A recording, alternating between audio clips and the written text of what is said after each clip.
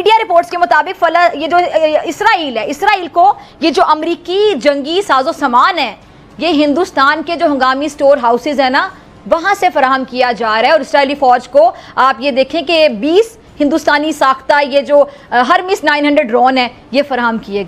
कहा यह जा रहा है कि इसके पीछे जो है वो अदानी साहब है। वो अदानी साहब ऐसे हैं कि जो अदानी कॉरपोरेट है, यानी कि जो अदानी साहब की एक कंपनी है, ठीक है, वो ड्रोन एक्सपोर्ट करती है। वो ड्रोन एक्सपोर्ट करती है किसको? इजराइल को।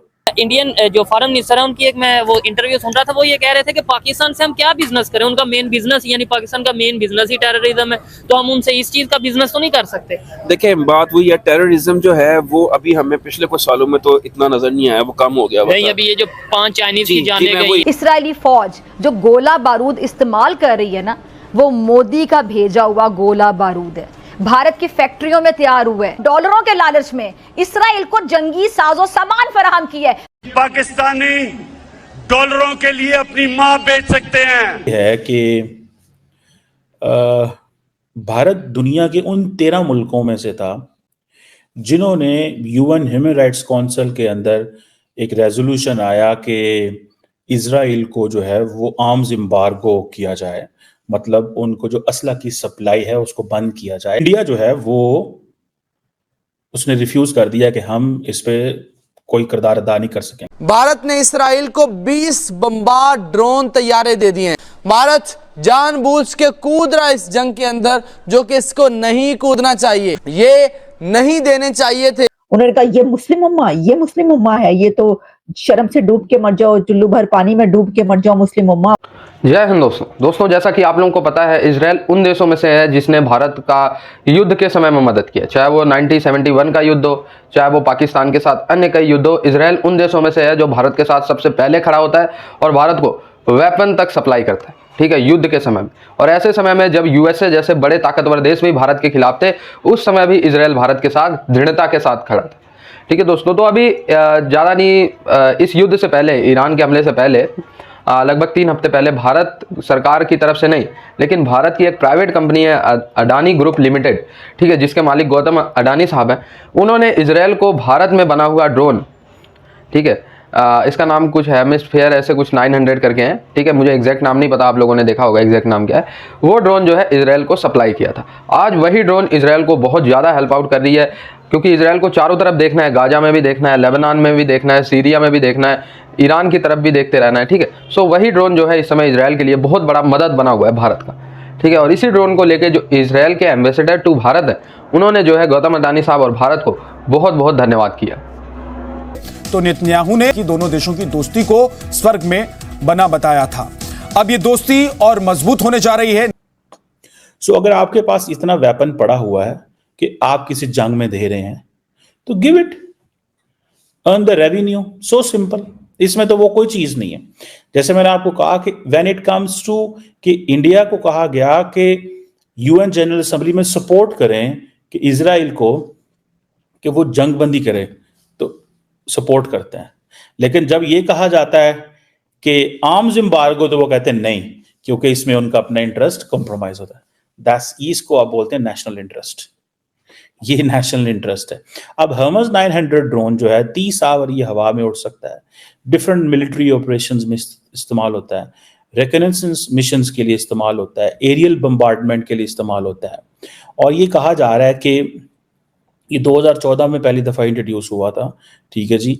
और ये समझ लें कि एक किलर ड्रोन है, ठीक है जी।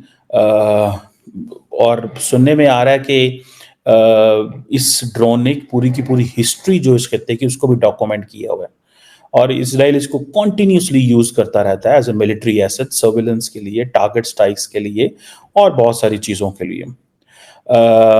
अब ये जो अदानी साहब ने बनाए हैं ड्रोन, ये ऑब्वियसली मतलब India is a part of that military industrial complex अपनी बना रहा है, ठीक है जी।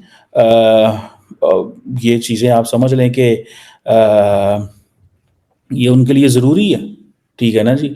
और अगर वो नहीं करते तो ये जो इतने बड़ी मैन्युफैक्चरिंग है ये किधर करनी है, हमने अमेरिकन से सुना है इस हवाले से, ठीक है। अब इंडिया जो है वो कहता है जी हमने तीसरी बड़ी लार्जेस्ट इकोनॉमी बननी है। कैसे बनना है? बहुत कुछ चीजें करनी पड़ेंगी, ऐसे तो नहीं होगा ना, ठीक है जी। जिसे वो कहते हैं ना कि ये जो यूएवीज हैं ये सिविल एंड मिलिट्री दोनों के लिए इस्तेमाल होते हैं। अगर आप इसका जो लाइसेंसिंग सिस्टम है जो ड्रोन एक्सपोर्ट का देखें, ठीक है जी, और इसी तरह जैसे फॉर एग्जांपल जो हमें पाकिस्तान को F-16 मिलते हैं तो लाइसेंसिंग सिस्टम है क्या, counter terrorism purposes.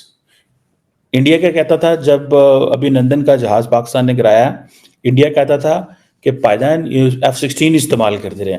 So basically they were inciting the Americans कि आप ये कहें कि भाई आपने तो कहा था कि F-16 जो है नहीं इस्तेमाल होगा, तो क्यों इस्तेमाल कर रहा है पाकिस्तान?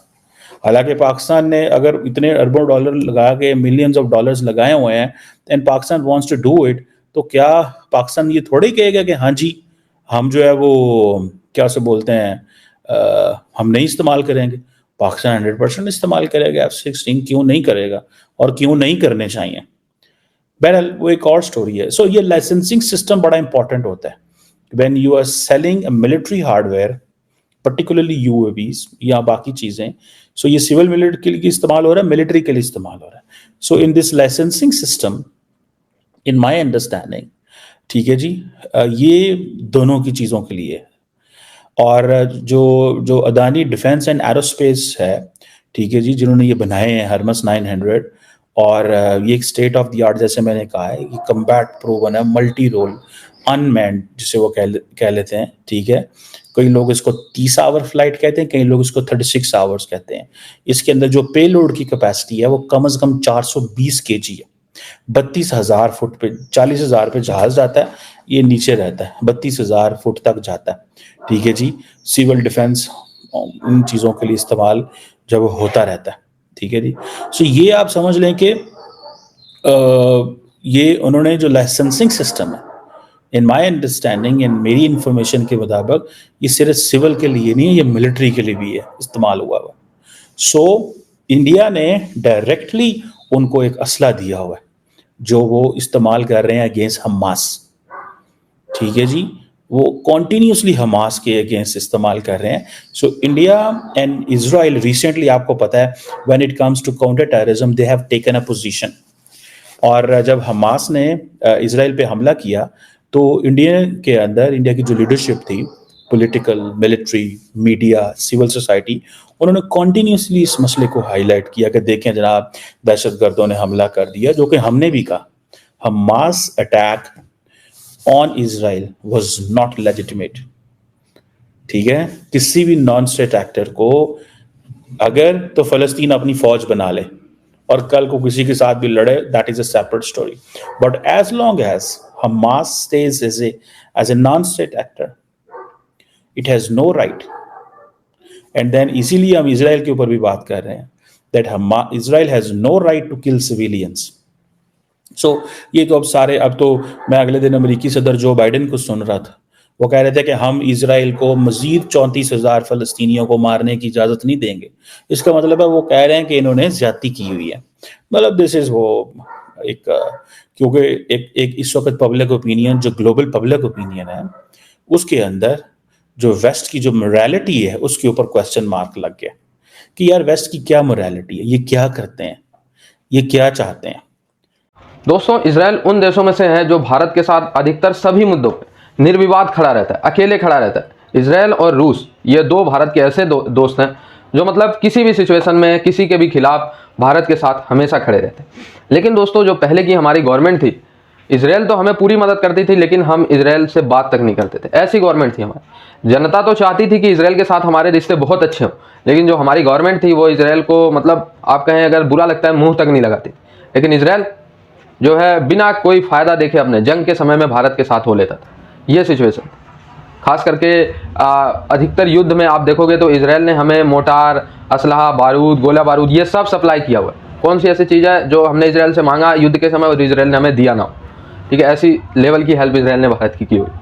ठीक है। सो अगर भारत ने पैसे लेके, फ्री में नहीं, पैसे लेके अगर इसराइल को वेपन सेल किया तो इसमें कोई बुरी बात नहीं। वेपन क्या, वही हार्मेस 900 ड्रोन वही सेल किया अडानी ग्रुप के द्वारा। और भी अडानी ग्रुप ने जो है इसराइल में हैफा पोर्ट को भी ऑन कर रखा है। और भी अब तो भारत और इसराइल के रिलेशन जब से प्रधानमंत्री नरेंद्र मोदी जी हैं तब से अलग ही लेवल पे चले गए, ठीक है। कई देश तो जलते हैं भारत और इसराइल के रिलेशन को देख के, ठीक है। और दोस्तों, पाकिस्तान के खिलाफ तो इसराइल हमेशा एक एक मुद्दे पे भारत के साथ खड़ा हुआ है, क्योंकि इसराइल भी वही सिचुएशन फेस कर रहा है इस्लामिक देशों की तरफ से जो भारत फेस कर रहा है। सो इसराइल को पूरा आइडिया है कि भारत पे क्या बीत रही हो।